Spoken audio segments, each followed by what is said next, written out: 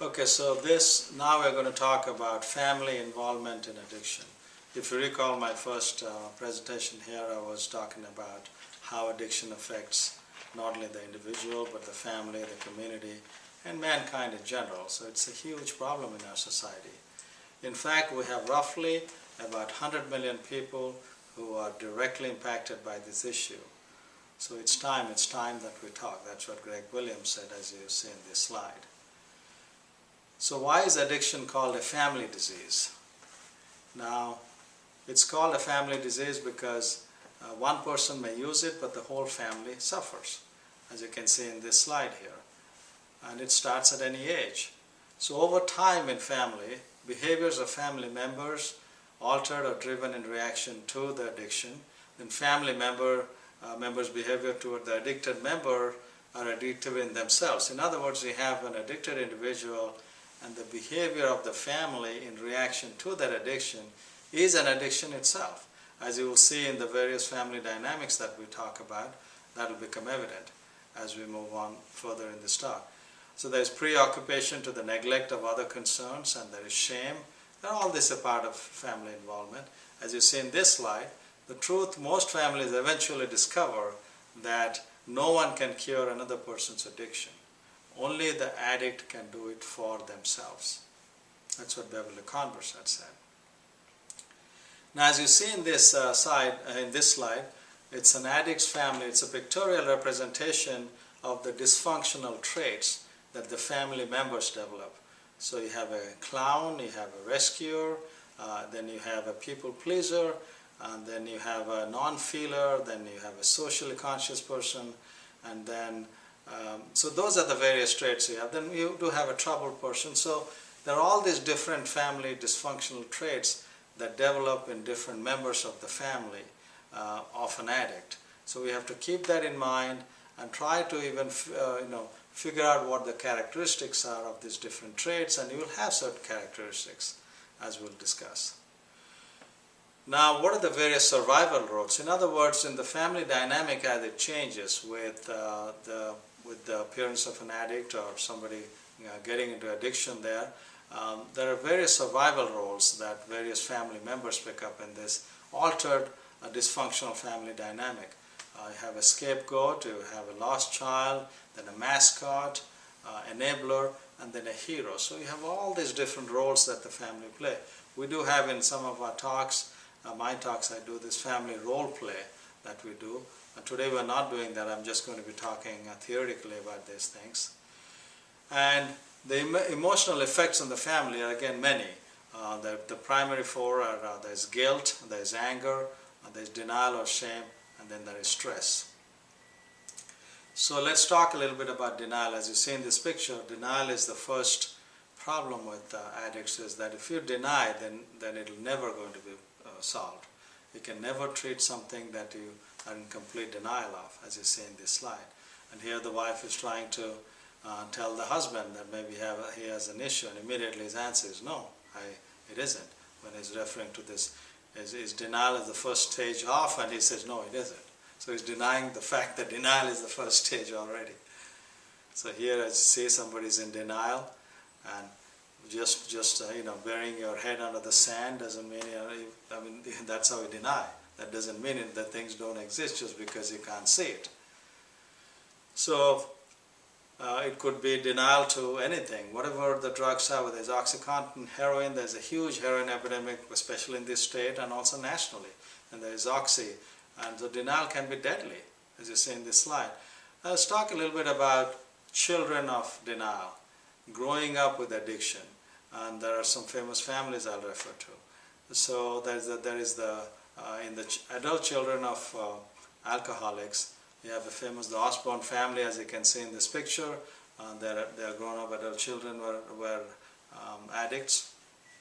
And so they describe the 14 traits of adult children of alcoholics. So number one, as you see in this slide, they become isolated and afraid of people and authority figures. Number two, they become approval seekers and lose identity in the process. And they're frightened by angry people and any personal criticism. They become alcoholics or marry them or both. or find another compulsive personality such as a workaholic to fulfill the sick abandonment needs. They live from the viewpoints of victims and are attracted by that weakness in love and friendship and relationships. The overdeveloped sense of responsibility and more concerned with others rather than themselves. This enables them not to look too closely at their own faults. If you recall, I've been talking about looking inside yourself, if you recall, and that's raising your self-awareness, and that's the key. You've got to look inside yourself, because as I mentioned in one of the previous slides, is the conscious part of what you do is only 10% of your mind. 90% of it is subconscious and unconscious. It remains repressed, so we have to be cognizant of that. Then you get feelings when they stand up for themselves instead of giving in to others. They get these guilt feelings. So they feel guilty when they stand up for themselves instead of giving in to others. So next, we became addicted to excitement. We confuse love and pity and tend to love people we can pity and rescue. We have stuffed our feelings from our traumatic childhoods and have lost the ability to feel or express our feelings because it hurts so much, and that's denial. Judge themselves harshly and have a very low self-esteem. Dependent personality is terrified of abandonment, will do anything to hold on to relationships so as not to experience painful abandonment received from living or sick people who are never there emotionally for them. And finally, alcoholism it's a family disease, and they become para-alcoholics and look on characteristics of that disease even though they did not pick up the drink. And para-alcoholics are reactors rather than actors. And that is again a part of this whole family dynamic, the dysfunctional family dynamic. So that's what we need to know about adult children of alcoholics. Next, let's move on to another trait, which is again another two traits actually in this family dynamic, in dysfunctional family dynamic. This is codependency and enabling, and they are huge. We have to understand the mechanisms for that. So what is codependency? As you see in this slide, it is driven by the agreement that I will work harder on your problem and your life than you do. This is not love. Now, what are the criteria for codependence? As you see in this slide, it's dependency on others, there is absence of self-relation, there's compulsive helping, and people pleasing, etc. And then so you see here the codependent behaviors. You have saying yes to something, loaning money, offering room and boarding, babysitting. These are various ways that the codependent behaviors get propagated. All it does is it enables them to get into the addictive habit more and more, and that's what ultimately causes a total ruin in the whole family, not just the individual. Now, these are various characteristics of codependency. As you can see on this slide, we start with a disconnected self. There is denial, there is obsession, repression, caretaking, controlling, lack of trust, and there is anger, dependency, relationship problems, weak boundaries, sex problems, poor communication, and there are even other more characteristics than this. So what is enabling of adult children that we talked about? There are various ways that can happen. They can loan them money, and that's one of the examples. So as you see in this slide, enabling is removing the natural consequences of someone's behavior. That's enabling. And as you can see, why families enable. And these are the reasons why families enable. One is for hope, fear, love, guilt, control, codependency, and distraction. Now, the effects of enabling on the addict's family, as you see in this slide, again, it's like a five-pronged thing. There's one in each of your fingers, including the thumb. There's the victims of addiction. They live in a crisis mode. They live in fear and shame. They live in denial. And they live, in other words, they live unauthentic lives. So my plea to you and your plea to the community should be, don't enable addicts, please. So because what happens if you enable an addict is once the enabling stops, the recovery is given opportunity to start. In other words, if you continue to enable, the recovery process won't ever begin. So the recovery only starts after you stop the enabling. So that is so important. Right in the beginning, its role is to stop it right in the beginning if somebody is serious about recovering. So how do you help an alcoholic or drug addict? That's one of the things that people talk about is called detachment with love. So let me talk a little bit about that. Detachment, as you see in this slide, it creates an opportunity to hit bottom and get help. What enabling does, it prevents that process. Like they say a lot of the time when they're dealing with alcoholics is until they hit the rock bottom, they're not going to come up. They're not going to recognize. Enabling prevents you from hitting that rock bottom. And the other important thing to remember when you're dealing with families is creating healthy boundaries. And that is very important to understand, the concept of having healthy boundaries. And the reason for that is boundaries allow us to take better care of ourselves. That's it, self-care. If we take better care of ourselves and we have healthy boundary around people around us, then it is all going to be healthy dynamic, healthy family dynamic. So the boundary part is very important. So on this slide you see healthy boundary on your left-hand side, and that's healthy because there is still slight porousness. It's not a rigid boundary, but it's not completely porous, as you can see. And that's important because you're still open to suggestions and you're still maintaining open lines of communication. And then the other three on the right hand side, starting with the left one of those three, it's a completely, almost a non-existent boundary. You hardly see any boundary. And then the next one is unhealthy, it is porous. It's, if you compare it with the healthy one, it is more porous than the other one. But the extreme right one is a rigid one, so it's completely filled. There is no gap there. So this person has shut himself or herself off completely. There is no communication with the outside world. That's a very rigid boundary.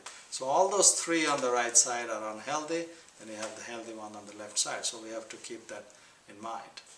And here you see another, this slide shows what creates the self, what creates this healthy boundaries. It is because of creating the normal self. So it's a question of having the concept, the self-concept, and your self-esteem creates the normal self with normal boundaries. And that's important because unless you have self-esteem, unless you are happy with who you are, then what happens is you don't have good boundaries there. And then that doesn't create a healthy boundary in these individuals. So that's important to keep in mind, the creation of healthy, normal boundaries. So setting, as this slide depicts, the setting healthy boundaries for other people's behavior is a sign that we value ourselves. So just if you create a healthy boundary for a loved one, doesn't mean that you don't love that person. It's actually healthier. You're doing that because you love that person. So it's just the contrary. So then there are 6 types of boundaries. You have the spiritual boundary, then you have the sexual boundary, then you have the mental boundary, then you have a physical boundary, and then you have material boundary and emotional boundary. So that those six boundaries that we have. Again, just to repeat that, your spiritual, which is your soul, sexual, which is your body, mental, which is your thoughts, material, which is the stuff that you have, and physical is your space, we talked about, emotional is your feelings. So you have these 6 types of boundaries based on 6 different things. So as you see in this slide, there is a little overlap between your space on the left side and their space on the right side, and this is the healthy one where you still have the boundary. There's a little bit of overlap, so you have to keep that in mind. So that's about the boundaries. So it's very important to keep these healthy boundaries that we have, and that is the detachment with love. We create healthy boundaries with detachment, but that detachment is with love. Sometimes if you overdo it, it's not going to be beneficial for the addict or for the sufferer. So next, let's move on to the stages of change. So these are the classic stages of change. Right in the beginning, in the start, is what's called pre-contemplation. So you have pre-contemplation, and that's followed by contemplation, then there's preparation, action, then maintenance. And the maintenance is when you can graduate if you've been in a recovery program, and then you graduate, you go into you integrate back into normal society, or you relapse and you go back into that cycle again. So we have to remember that change is a process. It's not an event, it's a process. And here in this wheel of change, as you see in this slide, you have again what I mentioned, but it just shows as a wheel of change. And this is, we have again starting with pre-contemplation, contemplation, then you have determination, action, maintenance. And from maintenance you have a permanent exit from the wheel of change, or you go back into relapse. So that's the wheel of change.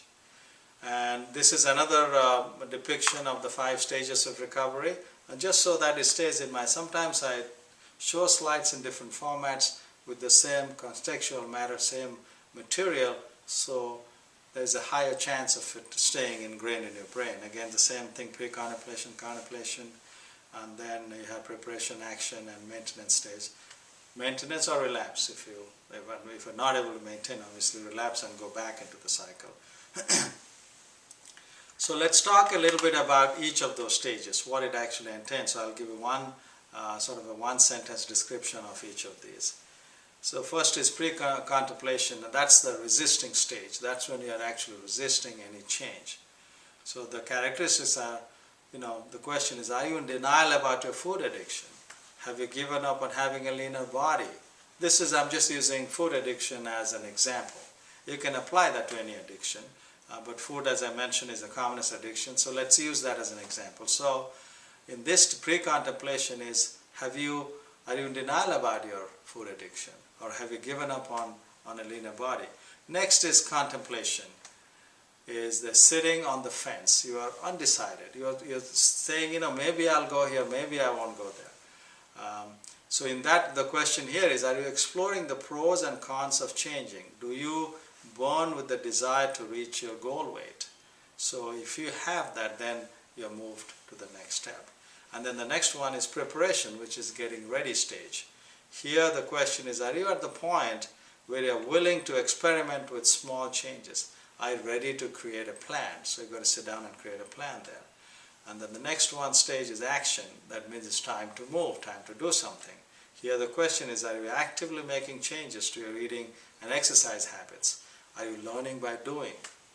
And then the next stage after that is maintenance and relapse prevention. This is staying strong, keeping strong. Question here is, are you maintaining the positive new behavior and seeing results? And then finally it's a termination, which is second nature. Do eating healthily and exercising regularly feel comfortable? Is it your preferred way of life? In other words, you have made it a second nature by then.